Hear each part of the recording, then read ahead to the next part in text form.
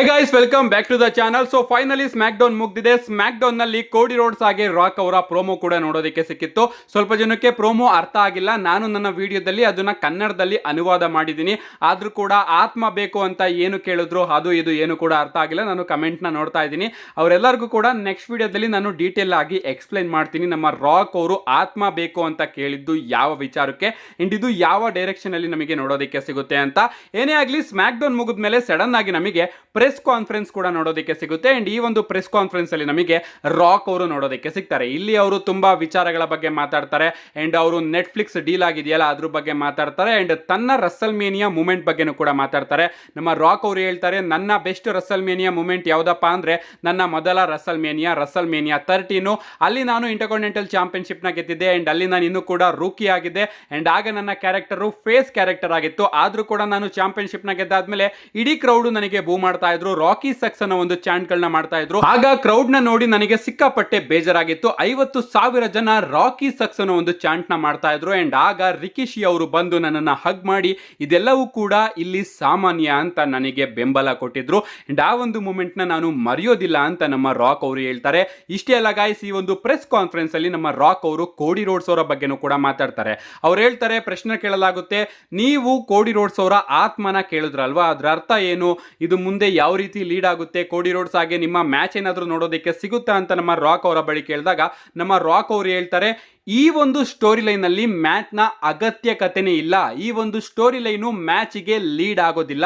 ನನ್ನ ಹಾಗೆ ಕೋಡಿ ರೋಡ್ಸ್ ಅವರ ನಡುವೆ ಮ್ಯಾಚ್ ಅಗತ್ಯಕತೆ ಇಲ್ಲ. ಈಗ ನಾನು ಬಿಗ್ಗೆಸ್ಟ್ ಹೀಲ್ ಆಗಿದ್ದೀನಿ, ಫೈನಲ್ ಬಾಸ್ ಕ್ಯಾರೆಕ್ಟರ್ ನ ತಗೊಂಡು ಬಂದಿದ್ದೀನಿ. ಅಂಡ್ ಕೋಡಿ ರೋಡ್ಸ್ ಅವರು ಕೂಡ ಈಗ ಪೂರ್ತಿ ಬೇಬಿ ಫೇಸ್ ಕ್ಯಾರೆಕ್ಟರ್ ಆಗಿದ್ದಾರೆ. ಅಂಡ್ ಸ್ಮ್ಯಾಕ್ ಡೌನ್ ನಲ್ಲಿ ನನ್ನ ಹಾಗೆ ಅವನ ನಡುವೆ ಪ್ರೋಮೋ ಬ್ಯಾಟಲ್ ನೋಡೋದಕ್ಕೆ ಸಿಗ್ತಲ್ಲ, ಅದು ಕೂಡ ಇಂಟ್ರೆಸ್ಟಿಂಗ್ ಆಗಿತ್ತು.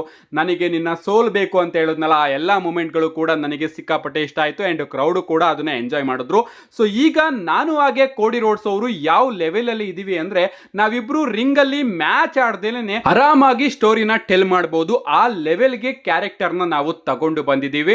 ಅಫ್ಕೋರ್ಸ್ WWE ಅಂದ್ರೇನೆ ಒಂದು ಸ್ಟೋರಿ ಇದ್ದಂಗೆ. ಒಂದು ಸ್ಟೋರಿನ ನೀವು ಟೆಲ್ ಮಾಡ್ಕೊಂಡು ಬರ್ತೀರಾ ಅಂಡ್ ಅದರ ಕನ್ಕ್ಲೂಷನ್, ಅದರ ಎಂಡಿಂಗು ನಿಮಗೆ ರಿಂಗ್ ಅಲ್ಲಿ ನೋಡೋದಕ್ಕೆ ಸಿಗುತ್ತೆ. ಇದೇ ಆಗಿಂದ ಇಲ್ಲಿವರೆಗೂ ಕೂಡ ನಡ್ಕೊಂಡು ಬಂದಿರೋದು. ಬಟ್ ನನ್ನ ಹಾಗೆ ಕೋಡಿ ರೋಡ್ಸ್ ಅವರ ಕ್ಯಾರೆಕ್ಟರ್ಗಳು ಆ ರೀತಿ ಇಲ್ಲ.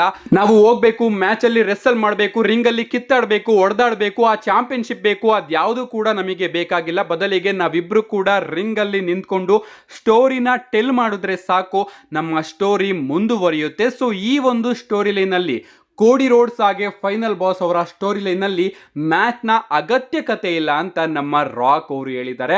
ಅಫ್ಕೋರ್ಸ್ ನಮ್ಮ ರಾಕ್ ಅವರು ಹೇಳಿರ್ಬೋದು ಮ್ಯಾಚ್ ನ ಅಗತ್ಯಕತೆ ಇಲ್ಲ ಅಂತ, ಬಟ್ ನಮ್ಮೆಲ್ಲರಿಗೂ ಕೂಡ ಗೊತ್ತು ಮ್ಯಾಚ್ ಆಗುತ್ತೆ ಅಂತ.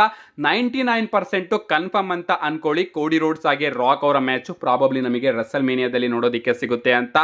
ಇನ್ನ 1% ನಾನು ಯಾಕೆ ಹೇಳ್ತಾ ಇದ್ದೀನಿ ಅಂದ್ರೆ, ಪ್ರಾಬಬ್ಲಿ ನಮ್ಮ ಕೋಡಿ ರೋಡ್ಸ್ ಅವರೇ ರಾಕ್ ಅವರ ಜೊತೆ ಸೇರ್ಕೊಳ್ಳುವಂತಹ ಚಾನ್ಸಸ್ ಇದೆ. ಎಸ್, ಅದೇನು ಅದೆಲ್ಲ ವಿಚಾರಗಳು ಏನು, ಸೋಲ್ ಅಂದ್ರೆ ಏನು, ಅದನ್ನೆಲ್ಲದನ್ನು ಕೂಡ ನೆಕ್ಸ್ಟ್ ವಿಡಿಯೋದಲ್ಲಿ ತಿಳಿಸ್ಕೊಡ್ತೀನಿ. ಸದ್ಯಕ್ಕೆ ಪ್ರೆಸ್ ಕಾನ್ಫರೆನ್ಸ್ ಅಲ್ಲಿ, ಸ್ಮ್ಯಾಕ್ ಡೌನ್ ಮುಗಿದ್ಮೇಲೆ ಪ್ರೆಸ್ ಕಾನ್ಫರೆನ್ಸ್ ಅಲ್ಲಿ ನಮ್ಮ ರಾಕ್ ಅವರು ಹೇಳಿದ್ದಾರೆ, ನನ್ನ ಕ್ಯಾರೆಕ್ಟರು ಹಾಗೆ ಕೋಡಿ ರೋಡ್ಸ್ ಅವರು ಈಗ ಯಾವ ರೀತಿ ಇದೆ ಅಂದ್ರೆ, ನಾವಿಬ್ರು ರಿಂಗ್ ಅಲ್ಲಿ ಮ್ಯಾಚ್ ಆಡುವಂತಹ ಅಗತ್ಯಕತೆನೇ ಇಲ್ಲ. ಬದಲಿಗೆ ನಾವಿಬ್ರು ರಿಂಗ್ ಅಲ್ಲಿ ಮೈಕಲ್ಲೇ ನಮ್ಮ ಸ್ಟೋರಿನ ನಾವು ಟೆಲ್ ಮಾಡ್ಕೊಂಡು ಹೋಗ್ತೀವಿ ಅಂತ ನಮ್ಮ ರಾಕ್ ಅವರು ತಿಳಿಸಿದ್ದಾರೆ. ಸೊ ಇಷ್ಟು ವಿಚಾರ ಸ್ಮ್ಯಾಕ್ ಡೌನ್ ಮುಗಿದ್ಮೇಲೆ ಪ್ರೆಸ್ ಕಾನ್ಫರೆನ್ಸ್ ಅಲ್ಲಿ ನಮಗೆ ನೋಡೋದಕ್ಕೆ ಸಿಕ್ತು. ಸೊ ನೆಕ್ಸ್ಟ್ ವಿಡಿಯೋದಲ್ಲಿ ತಿಳಿಸ್ಕೊಡ್ತೀನಿ ರಾಕ್ ಅವರು ಕೋಡಿ ರೋಡ್ಸ್ ಅವರಿಗೆ ಯಾಕೆ ಆ ರೀತಿ ಹೇಳಿದ್ರು ಅಂಡ್ ಇವರ ಡೈರೆಕ್ಷನ್ ಮುಂದೆ ಯಾವ ರೀತಿ ಹೋಗುತ್ತೆ ಅಂತ. See you guys in my next video.